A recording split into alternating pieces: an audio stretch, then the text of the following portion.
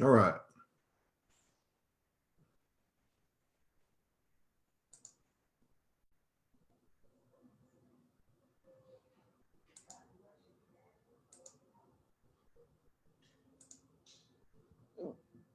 All right, we're live on Facebook.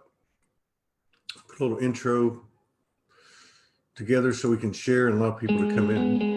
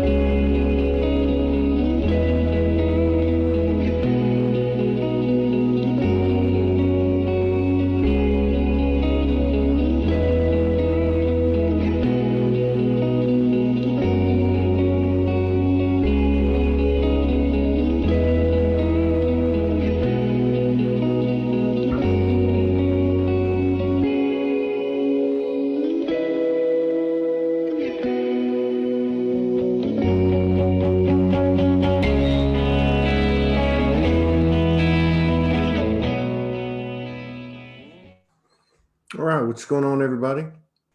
Going to get Miguel up here in just a second. Let's see. Here we go. All right.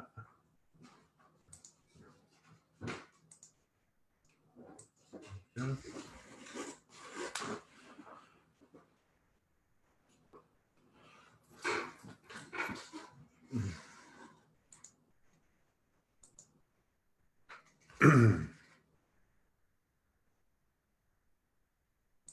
Hey, can you hear me? I can hear you loud and clear. I've been hearing you for a while you were doing all that stuff. I could see you. I was watching you, Todd, but You were watching me. I can't hear you. I don't know what's going on. Keep going. Hello. I love you, Todd. Can you hear me now? Weird. There must be another. Oh, okay. Hang on. Go ahead. Hello. Here we are on Soulogy with Todd Medina. Woo! Okay, I can hear you fine now, Mr. Smartass. What's been happening? What's been going on with you? You're looking all fresh over there. There's been loads going on, Todd. You know how it is, sort of, all the way up here and all the way back down here and a little bit in between and a little bit all over the place. But, I'm still here. I'm still breathing. I'm still doing the best that I can to totally, fully love and accept myself as I am, while at the same time being a better version of myself every single day. How's that? That sounds pretty good to me. That sounds like we all need to take a page from you. Well, how about these energies lately? Have they been affecting you since the first of the month? Well, I don't know. I never know what's what, but it's been a bit of a roller coaster. Yeah, there's been what's been happening for me. Yeah, just the challenging stuff. Really bringing up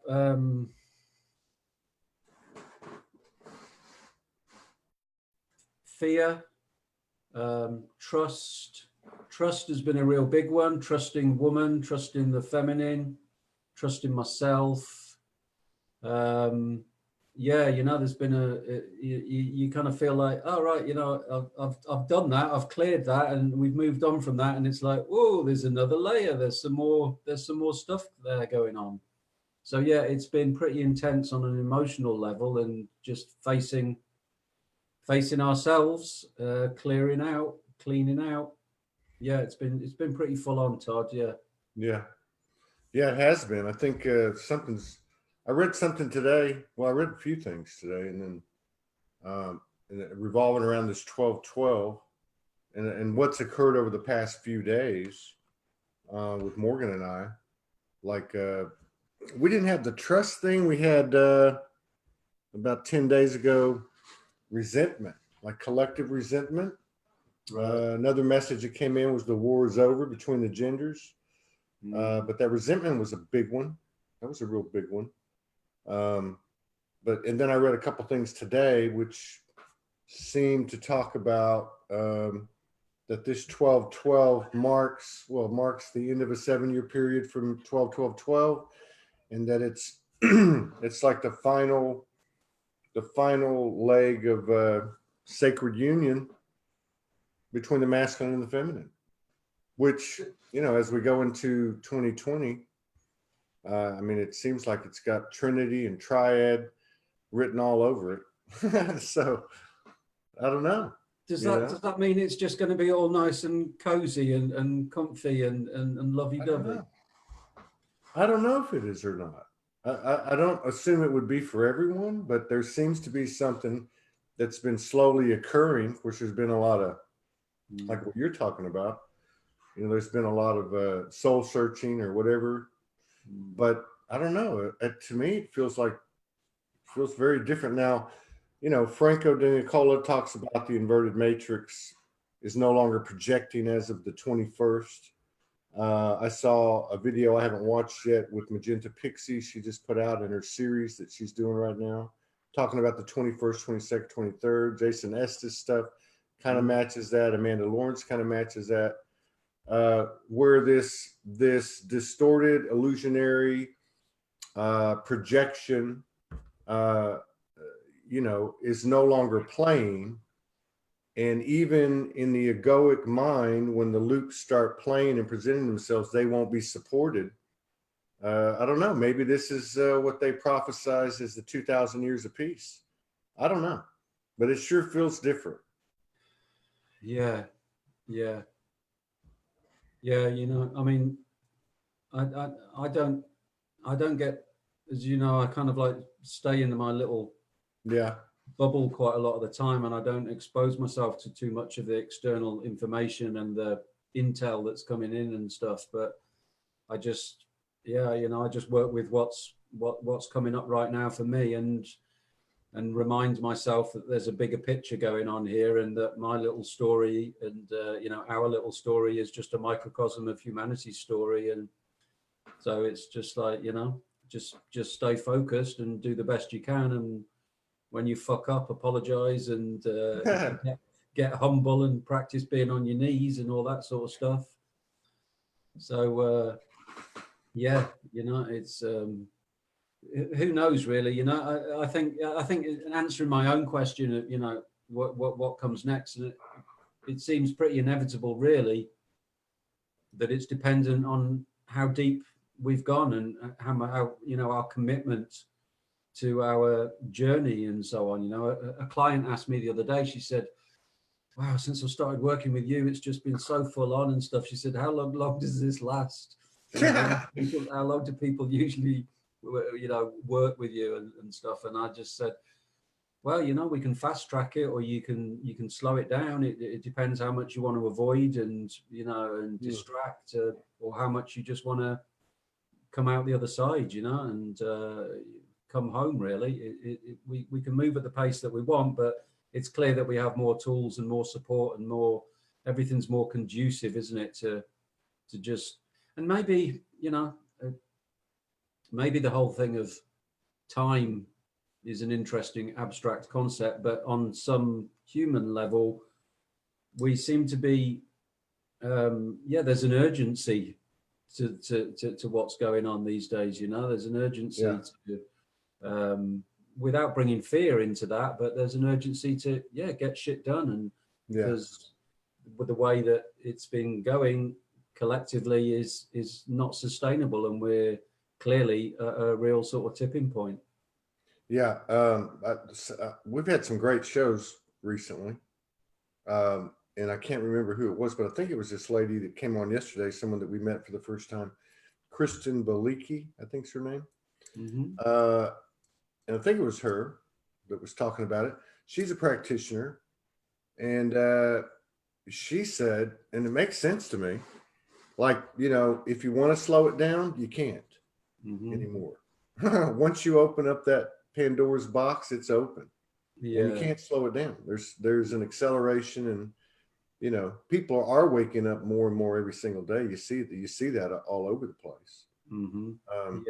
But I think as far as I don't know, something's changed. People have been talking about the dragon energy for the past year, and really been talking about it the last few weeks, which is all about transformation.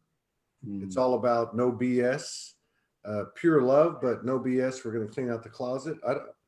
I think that's a collective energy that's available.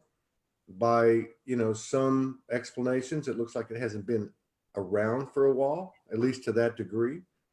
So I don't know, this 2020 really feels, even the solstice really, to me, feels very, very, very important, you know. And I guess I'm not really, I don't want to be, I don't want to say prisoner, but I don't want to be disempowering myself to any calendars or any moon positions or phases of the moon or the sun or the stars or anything. I don't care. But I do think that there's some synchronistic markers, such as 1212, such as 1221, and I don't know. To me, it's just bringing in a new age, new Earth. And I think it is a good question what you said about it. Is it going to be smooth? Is it going to be rough? I mean, I don't know. I think it's probably going to be a little bit of both. But I do think that the people that have done the work, and that's not to create any type of separation, just it is what it is. You know, the proof is in the pudding. But I think that work is being rewarded. And I think that's also why people are able to move through stuff a lot quicker than we could have, say, 6 months ago. I'm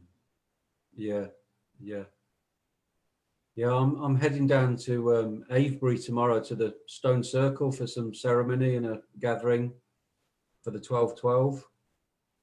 So I'm looking forward to that. That'll be it'll be good to be in community. It's a little bit isolated here, you know, physically where I am. I have it's all online, all my conversations, all my connections, and the hugs aren't quite the same online, you know, as face to face. But you're going to be face to face with some people tomorrow. I mean, you know, I just kind of felt, I'm a bit like you. I don't really, you know, understand the numbers, but I don't need to understand the numbers, you know, the 1212s and so on. It's like, if there's a gathering and we set the intention and there is love, then something happens, and it's, you know, it's that's good enough for me. That's good enough. Let's just gather and Are you noticing either in your personal life or out there in the work you're doing online, clients and all that, are you noticing an energy of the war is over between the sexes? No more game playing, you know, no more mind games, obviously no more resentment, more trust. But are you noticing that in your personal life and or in your work? I'm noticing that stuff is coming up to be cleared. You know, I guess, you know, the distorted elements of that, you know, are really coming up. And it was like, you know, for me, it was, I guess I'd always seen that, you know, because of my own story and so on, that a mistrust of woman, and that she would, you know, leave or control or manipulate or you know, all that sort of stuff. Or cut my balls off. Yeah. I'm kidding. That's an expression. That is an option. Like, that's also a possibility.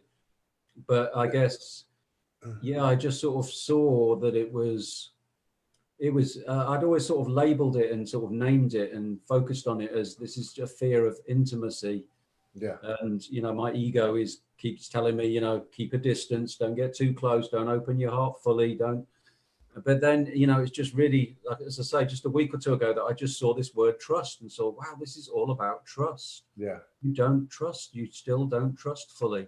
Yeah. So, you know, there's that thing of once you can really label something and name it, you know, not label it, but name it and see it, then it's really, you can't sort of lurk around in the shadows causing mischief and stuff. It's like you've got the spotlight on it and it's like, I see you. Yeah. I see you and I see what this is about. And that's when it really, I guess, the acceleration of the transformation of that and the opportunity to live that in every moment, whenever a thought comes up that is not in alignment with trust, to be able to spot it and let it go, you know, as quickly as possible before getting lost in the down the rabbit holes of mistrust and so on. We are the rabbit hole. We are the But, rabbit and the rabbit hole. Yeah. yeah. But oh God, what were you just saying? Oh, I know what I was gonna say. So one of the things that because you know, like when you're in a relationship, you know, like that I'm in and you're in and other people, I mean, I know we do a lot of collective stuff, but I also know it's always an individual thing, a personal thing. And I've tried to explain as I've worked my way through this to do the type of thing you're doing, you know, putting some of the experiential out there, you know, whatever's coming in, so we can help the masculine to continue to expand and rise. And I try to explain things sometimes to Morgan and say, like, you know, you're coming from a different place. I mean, so I'm trying to find a way to verbalize this stuff or express this stuff because I feel like that's part of my role. And so I was trying to explain to her that there's this, you know, how a lot of divine feminine have this cellular level fear based thing because of the suppression and all the horrific things that happened in the past incarnations, primarily, including witch burnings and, you know, all that stuff. Yeah. And it was a very deep thing. And I'm sure a lot of males carry that too. I can feel for it. But what I'm getting at is when you talk about the mistrust, you know, betrayal, all these things that I think is in the male's cellular. And I tried to explain to her, which she couldn't relate to, and there's no way she could. But it's like that to me. It's like this thing that's at the cellular level.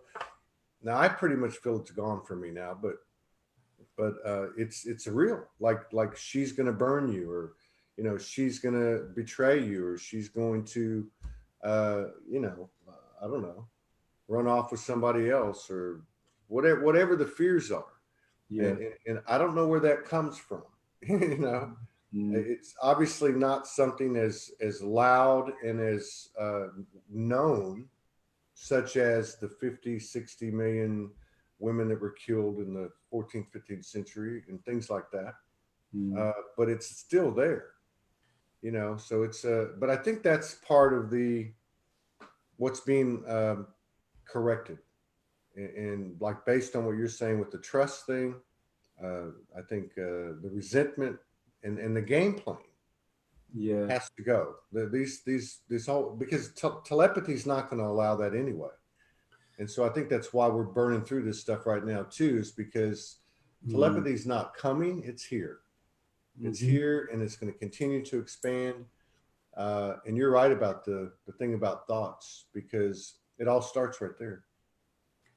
It's so subtle as well, you know, because it's like, you know, if we remember that we're, you know, there's like a collective of different aspects of ourselves.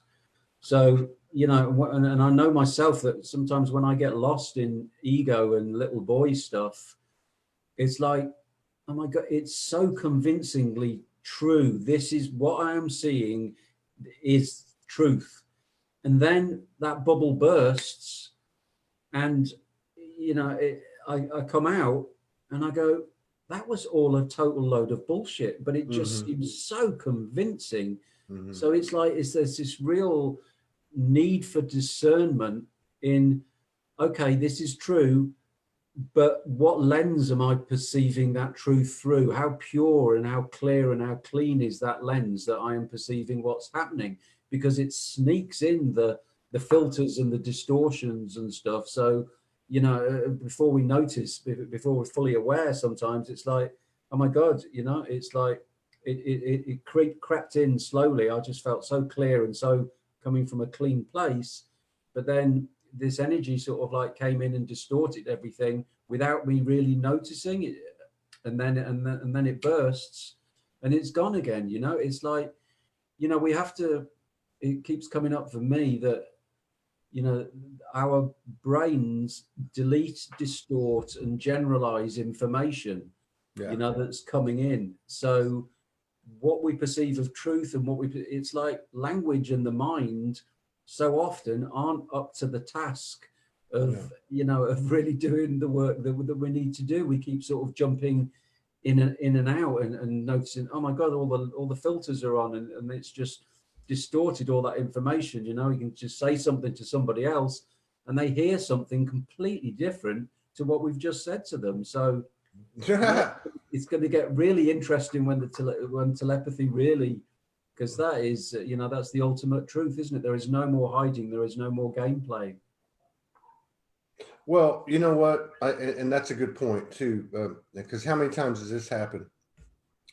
Let me just acknowledge something Angie Parker said. Maybe it's just fear, the fear, you know, being human, or that goes with being human, and there's no gender attached to it. I agree with that, but I do think that there's a, you know, regardless of what narrative you follow, that there was some type of Adam and Eve incident, or there was some type of, you know, chasm created between male and female, masculine and feminine, that we're all, you know, that might look different to a woman or might look different to a man, but it's all the same thing. So she's right about that. And Todd, you know, what's interesting about that as well is, of course, you know, how many, I know that time isn't linear, but it's like, how many times were you and I women? You know, it's kind of like, so how many times were we burnt or betrayed? Or sometimes it gets sort of a bit polarized, as in women, people, souls that are incarnated as in a female body now. It's like there is this extra strong gravity and so on, and you know, that stuff coming up. But yeah, a bit like, you know, the lady that just commented, Angie, I think you said, it's collective, you know. We've been men and women and women and men and men and women, and most likely. See, I've gotten to the point now. I don't want to pass up what you were just saying a minute ago there. I just want to make that point real quick. When I think sometimes Morgan has a saying for a long time. Sometimes it's you, sometimes it's me, and sometimes it's just the energy. I think with what's going on right now, it would behoove us all to look at this as a collective thing, because really that's what it is. It's affecting all of us to pull us all into alignment, and that's going to happen. That's a done deal. I mean, it can't be stopped. But I think it'd be a good, what you brought up is a very good point. If I say something to you or to Morgan or to somebody else, especially I think with the opposite gender, it's more probable that there's this misunderstanding, and immediately he's going to say, well, that's not what I said, or you're not listening, or and vice versa. Like, how could you? So immediately there's a standoff. And so I think it would behoove us all to really take in that this is actually happening to everyone, and take the personal part of it out. We had something going about 3 or 4 nights ago, and it was very extraordinary. And it was a powerful thing. And we woke up the next day and we were were involved, I would say, in the clearing of collective resentment. But we were still kind of not taking it personal. We weren't really projecting, but there was a friction. So we went to like we do every day, we went and sat down and had a review, and we both spoke very honestly.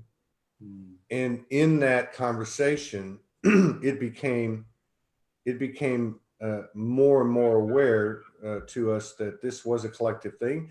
And yes, there were some things said on a personal level that we also cleared, right? So I just think it's, you know, we can't be taking this so personal anymore. I mean, it is happening to everybody. And when we take a perspective or a stance that makes us different than someone else, we're feeling the separation. You know what I mean? Yeah, for sure. But what I was gonna, and I'll go back to you, but what I was gonna say when you made that last comment was that I've kind of adopted the stance now. I don't know shit. The only thing I know is that I'm here right now, that I'm Todd. I don't know if these memories I've had were truly past lives. I don't know that. How the hell can I prove that? And what the hell does it matter anymore? Now, these were tools arranged by the universe or my higher self to allow me to wake up and get to a certain point. So I'm no longer interested in, you know, past lives or you know, divine connections or galactic. These are all parts of us speaking to us, getting us to this point. And this point is very human, but not only human. It's all those aspects that we, in all the skills, abilities, memories, and knowledge, we can put that in a container, this container, and we can now proceed to live life in a different way as a divine human being, a divine human multidimensional being who's conscious all the time right here. We're doing something, something's happening. And I don't know, for me, that's really become, it's made my life easier. I would just put it that way, not to be caught up in all that stuff. I'm really interested in what's going to happen and how does this work? Because I really believe, Miguel, that we're going to be teleporting, we're going to be visiting other planets, we're going to be taking on multi-dimensional attributes in this physical form. And I could be crazy, but this is where I'm headed with it. You know? No, it's like nothing's crazy. Only, well, the reality is, you know, the state of society and stuff and what we see in the world, that seems to be the closest to crazy that I can find. So anything that's not that by default is probably not crazy. You know, let's just be open. Yeah.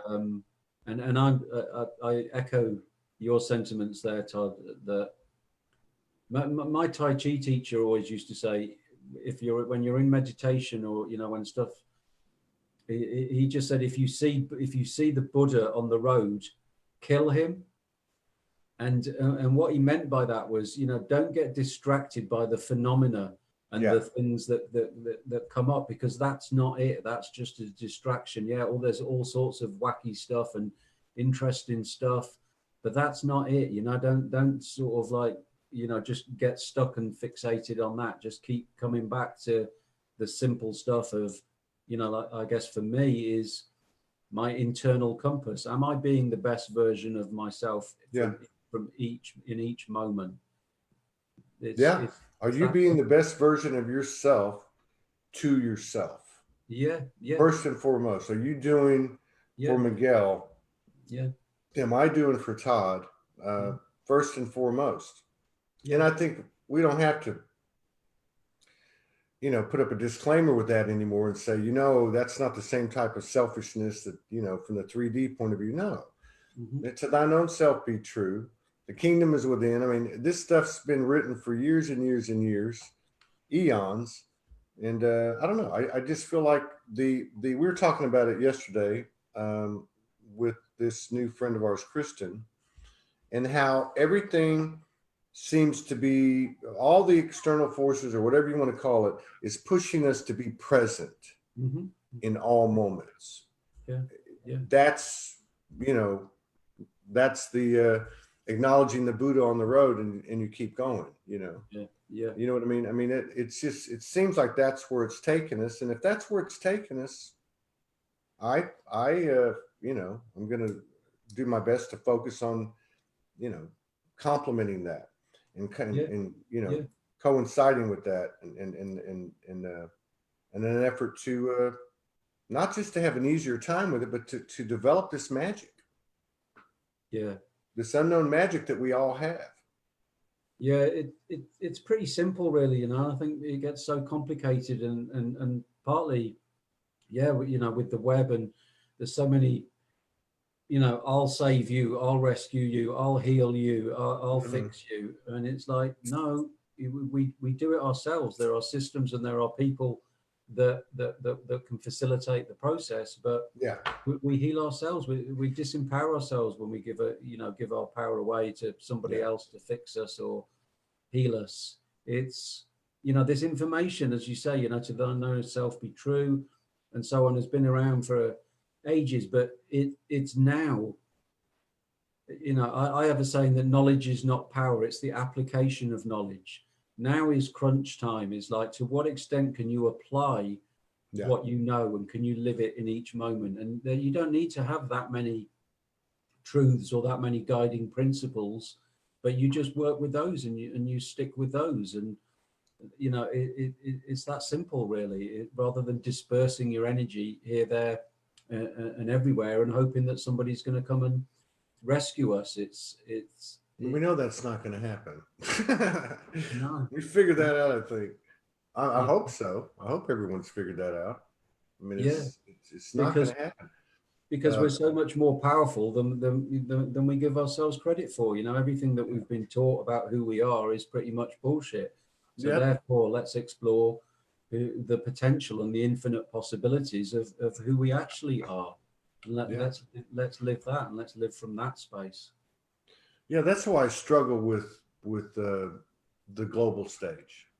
I struggle with any, you know, knight in shining armor, riding a white horse.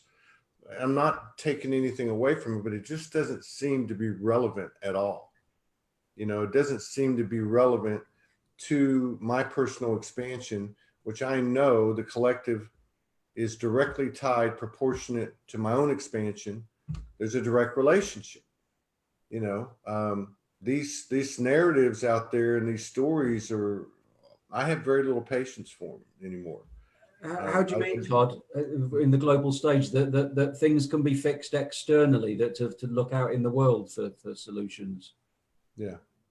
Yeah, Well, no, absolutely. It's an inside job, isn't it? It's an inside job. it really is, though. It really is. And I think that's where the core of this magic is. Mm-hmm. You know, I mean, if you had just a strong minority, and I don't know where we're at with this, that actually said, you know what, I know how to change my reality. All I got to do is just stay on top of myself, be present, and keep expanding. Yeah. And it's going to have a direct effect on the external. And I actually think people are doing that right now. I think people are doing that, and it's occurring and, you know, evolving. And it may not be like a lightning bolt coming down and saying, whoa. But I think to a degree, I think Morgan and we're not the only ones. I mean, I've watched what's happened with you. I mean, these things are starting to materialize as a result of what the individuals have done internally. And these things are happening, are falling into place in front of them. And making their way. And it's not like the old way. It's just like comes instantaneously or out of thin air. And they don't look like miracles, but if you line them all up, it's a fucking miracle. You know, it's just one miracle after another. It's like multiple orgasms. This one goes off, then another one. I'm misbehaving today. I'm sorry. That's okay. You misbehaved, Todd. It's good. It's good. Yeah. What's going through my mind when you were sharing there is that I did my first webinar the other day, Divine Union, how to create balance of the masculine and feminine within me. And, you know, and I put this event out there, and then I thought, shit, how do you do that? And how have I arrived at where I am? You know, not like you know, I'm there or I've arrived anywhere. I'm on that journey.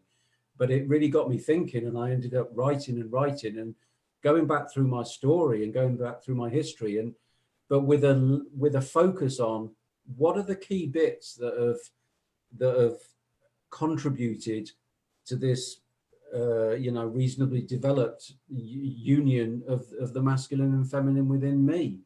So and it's really interesting journey, like, you know what I mean, looking at the different bits, some of the male Yeah. mentors that I had, some of Yeah. the female wounds, or some of the Yeah. just little, maybe, you know, like I remember 20 years ago listening to a Maori elder that was traveling around the world with the greenstone, and him saying the greatest journey you'll ever make is from your head to your heart.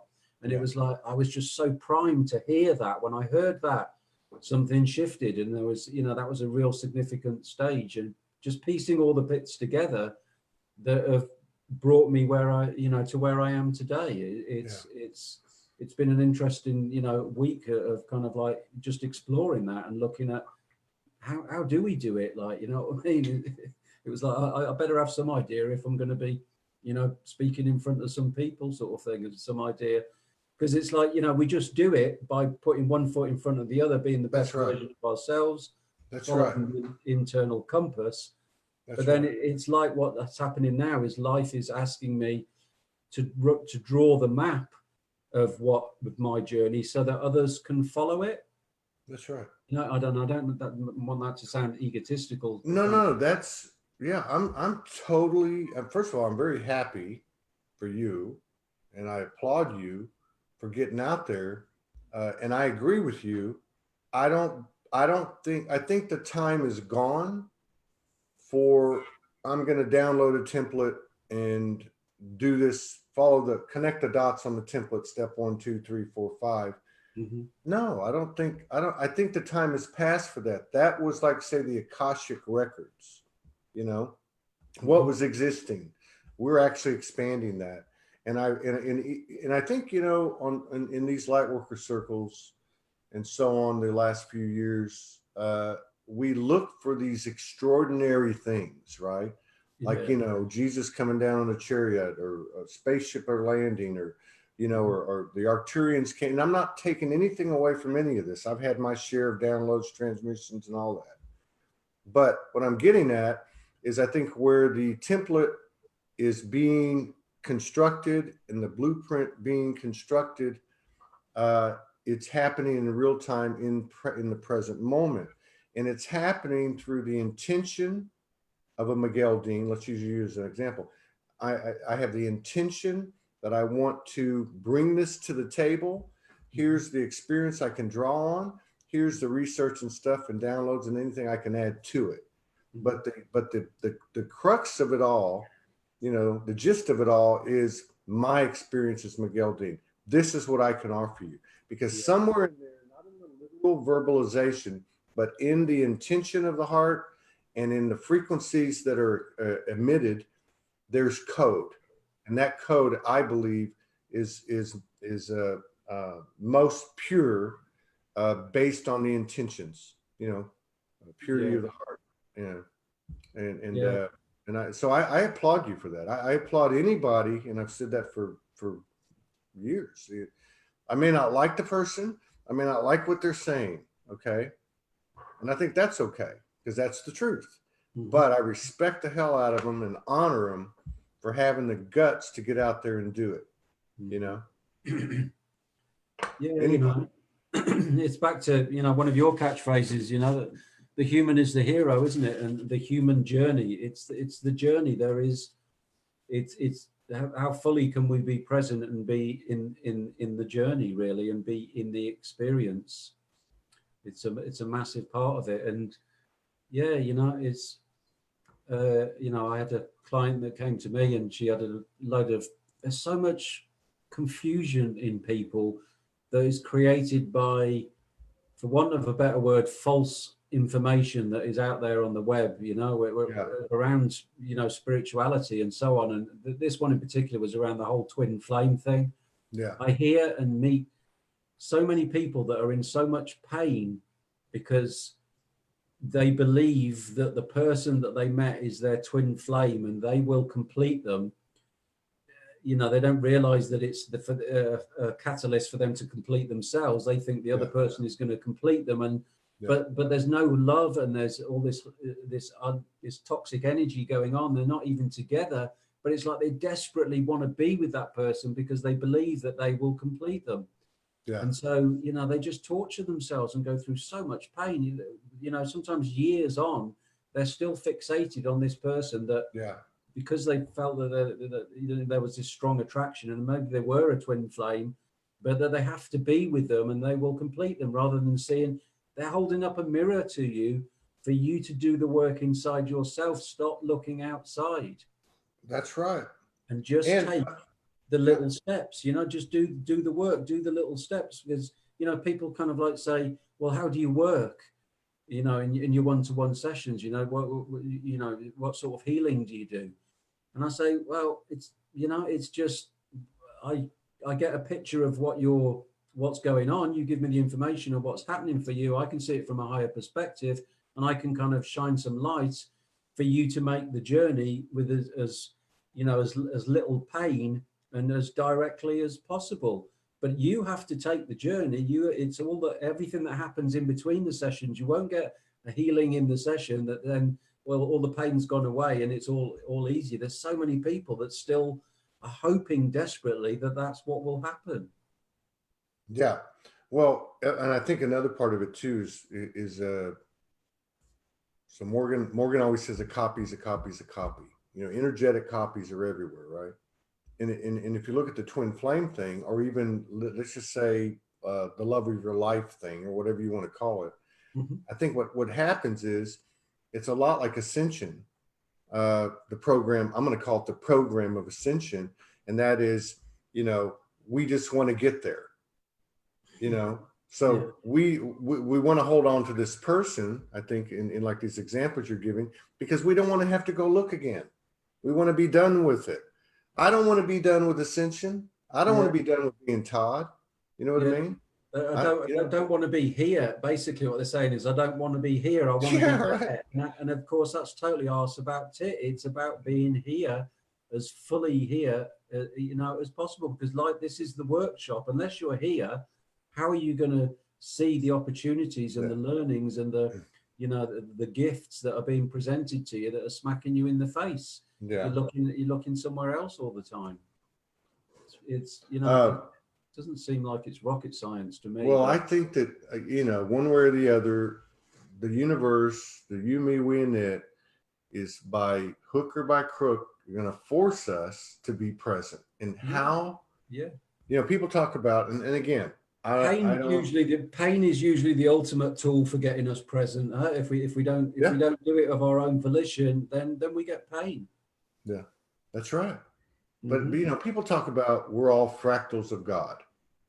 God is God, experiencing himself through, you know, or herself. You know, but the thing is, it's how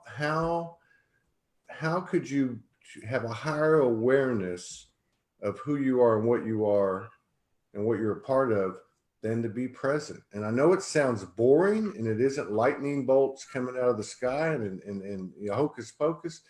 But that's the magic. The magic is like the last place we look in a copy is a copy is a copy. We were the last place we looked for salvation. And now where's the last place we find the magic?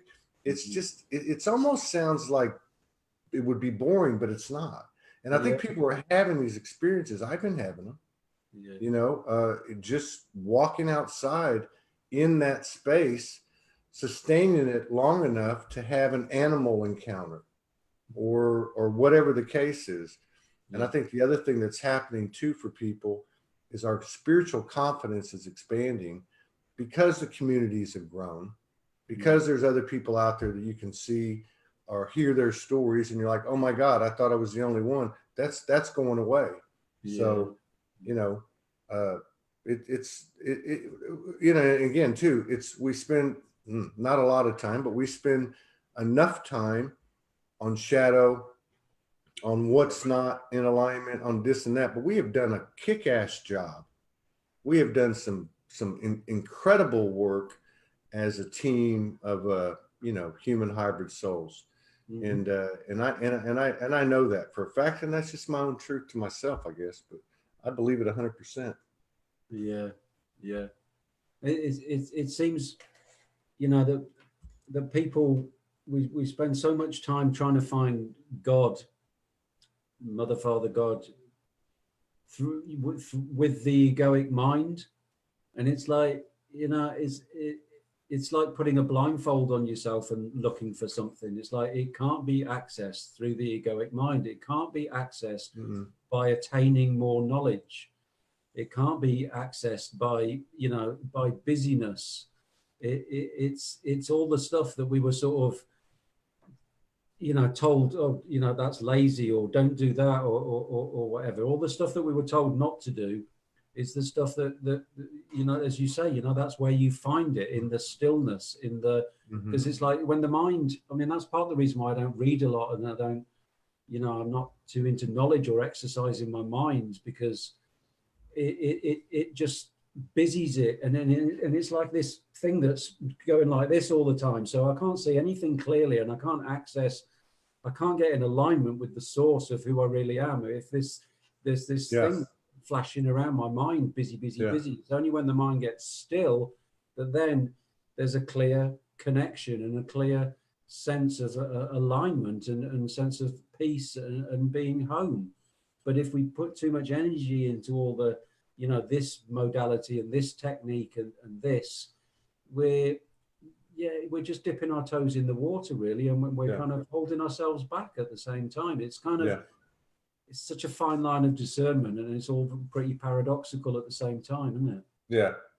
Well, and you know, and another thing I think that's changed, that because things are changing so rapidly, and there's so much information coming in, Mm-hmm. it changes the way we, you know, can integrate it, or understand it, or comprehend it, or whatever, because Yeah, it's all moving so fast. You know, for yeah, example, you know, you can be introduced to a modality that you know might have been a 6-week course a year ago.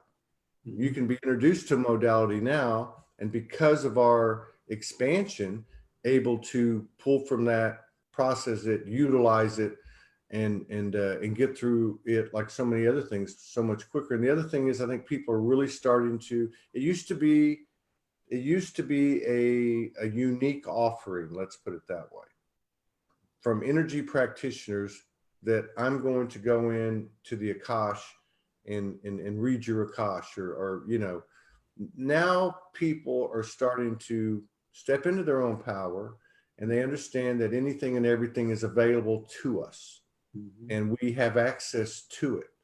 Uh, and that's a fact. You know, it's going to be interesting to see how the collaborations and co-creations evolve in 2020, as we move further and further away from the old structures, to include how we practice our crafts, so to speak. But I fully believe that the universe that we've set up here, this realm that we've set up here, is going to accommodate us and allow us. In fact, we're going to be in great demand, because I think there's going to be a vast majority of people looking for the light and saying, I want some of that. Show me the way. I think we're going to have more than enough work, if you want to put it in those terms. Yeah, But I think it's going to look different. yeah, yeah, definitely, definitely.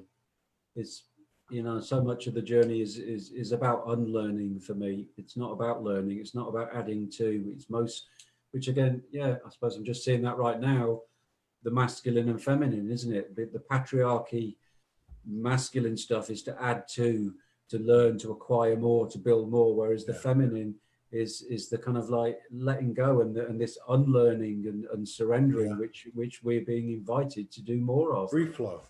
Yeah, Free flow. You yeah, know, absolutely, absolutely. I mean, I spent this year was brutal in some regards, uh, because you know, on January 2nd, I said we're going to open this network. We're going to have all these channels. We're going to be on an app, And you know, but it was a very it was a patriarchal pattern or template within myself that could have done it. Mm-hmm. I could have forced it through, but the energetic impact would not have been what it will be. And so, to your point, in you know, the feminine, energetic, physical representation of my life obviously is Morgan, and she kept saying, "It's not time yet. It's not time yet." You know, no explanation for the patriarchal template in my head, like, okay, when is it gonna, how's it gonna, no, it's just not time yet. Yeah. It'll present itself. Mm-hmm. And sure enough, here I am almost a year later, and it's presenting itself. Yeah. Which, if I take out the aspect of linear time, it was a blink of an eye. Yeah. Yeah. You know. Yeah. So, I think that's yeah. just trusting that, and yeah, not doing the forcing and the pushing. I mean, that's something that's been very current for me. You know, there's been a lot of stuff going on with, you know, in my relationship. So it just felt like, okay, there's, you know, it might not look like I'm doing a great deal out there in the world, but there's a lot going on in here. This is a time of introspection, of healing, of slowing down, of being gentle, learning to mother myself. And when the time's right, you'll know, and it'll be time to get out there again. And that is, you know, that's come now. That's happening with the first webinar, and just beginning to create an online course around the balancing of the masculine and feminine. And it's a time now for some action. You know, excellent. Time That's for excellent. And then talking to this sister yesterday, this Kristen, one of the things that came up too was we're no longer going to be able to be isolated. We're going to be put out there one way or another. We're going to be rubbing shoulders with people, and the importance of it in terms of our development and the development of those we run across. Because like she was saying, it's one thing to be, you know, enlightened and living like I did, and we all have, you have, I mean, you know, like almost like a recluse. But it's another thing to be carrying that frequency or that collection of frequencies and step out into the world, which is what you're seeing a lot of people start to do, be it, you know, online presence, or be it actually, you know, jumping in the car and traveling around. But I see that being, I thought that resonated a lot, and I see people doing it. That's why it doesn't surprise me what you're doing, but because a lot of people are starting to step out now, and it's time to step it up and own it, you know. Yeah, well, if we're moving from separation to unity, then it can't be any other way, can it? No, it can't be. It can't be any other way. And how are things going with you? I met your publisher. Okay, you did. Yes, I saw some of that. Yeah, with Patricia. She came on the show. Yeah, it was a fantastic show. She's a. In fact, Morgan had a conversation with her the other day. Yeah. Patricia. Yeah, she's and I think she's actually in Florida, isn't she? Because I'm not. I'm hopeless with my geography. She's somewhere over the pond. Like, yeah. I think I saw that she's in Florida. So we're going to be down there next month and doing a conference, and I think we might look her up. Right. Yeah. She's a good woman. Yeah. She's definitely on the ball. Now, how's your book doing? Are you and where is it available? I know it's on her site, but can you kind of go over all that stuff and provide the links? It's available here. Bring him home, the twin flame love story, all about the union of the divine masculine and feminine through conscious relationship, is available on Amazon. You know, all good booksellers, Barnes and Noble and Waterstones, or you can get your signed copy from my website. And you know, Todd, it makes the ultimate Christmas solstice gift. That's a very good. We're gonna have to cut that little piece out and make a commercial. You should. I think you should. But I'm happy to see this happening. You know, Karen Starr put a book out. You got your book out. It's just, there's something about people putting it out there. Yeah. That energetic force is what it's all about. That's what it's all about. We're all living different versions of the same story, isn't it? So, and the more that we really embody that and know that, then we can relax and expand a little, and everything just moves more. We don't need to hide our shame or our, fuck ups or whatever. It's like, this is the beautiful, messy experience of being human, and it's okay. It's all fine. Yeah. Well, man, big props to you on that. And you got a course coming up or something like that? Yeah. I'm doing my webinars monthly now, Todd. They're going to be monthly, the Divine Union webinars, and I'm just creating a course. Yeah, it's an online course for. I think it's going to be called Divine Union, the marriage of masculine and feminine within me. So I'm doing what I just mentioned. I'm just going back over my life and what were the significant principles, experiences, practices, etc., that enabled me to travel the road that I have traveled, really, that that have helped me along. Right. So there's a stepping up for me. There's some resistance and a bit of fear, and it's like, no, it's time to step up a wee bit more and be even more visible, and because that's how we can touch more hearts, isn't it? Different modalities, one-to-ones, courses, talks, webinars. The more hearts that we can touch, then the better. Yeah, absolutely, man. Keep us posted on it. Okay, keep us posted on it until the next time. Yeah, and thank you to you and to Morgan, for your ongoing service and contribution, and being out there. I don't tend to watch a lot of that. I watch a few minutes here and a few minutes there, but I know you're out there doing your thing, and I always get a smile, and it's wonderful that it's happening. So, well, you've been a big part of it. We've probably done as many shows as I have with anybody.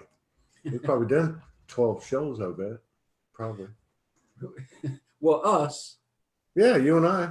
We haven't done 12. That you must have dreamt. We've probably done 10 or 12 shows, or am I? No, we haven't. We've done 4 or 5, maybe 6. Oh no, we've done more than 4 or 5. But I think we should get it up to. I think we need to move it up, like, definitely. Yeah. Yeah, we've done more than 4 or 5. We've done at least 8. I guarantee it. Really? I have a good memory. But okay, well, I don't have a good memory, so I'll take your word for it, Todd. I'm happy to have had loads and loads of conversations and shows with you, and I look forward to many more. Yeah, I look forward to future collaborations always with you. You take care. Keep us posted on your course, and anything we can do, just hit me up. All right, man. Thank you, Todd. Thanks. Peace out. Love, man. Yeah, lots of love. Right, bye-bye for now. Bye-bye. Bye-bye.